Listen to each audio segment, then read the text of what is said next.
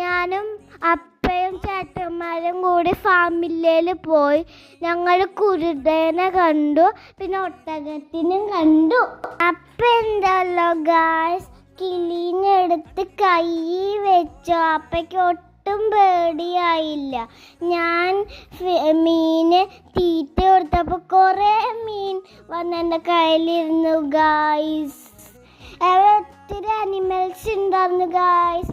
ഞങ്ങൾക്ക് എല്ലാവർക്കും ഇഷ്ടമായി ഗായ്സ്. ഇതെവിടെയാണെന്നറിയോ? തൃശ്ശൂർ ഫാമിലിയിലാണ് ഗായ്സ്.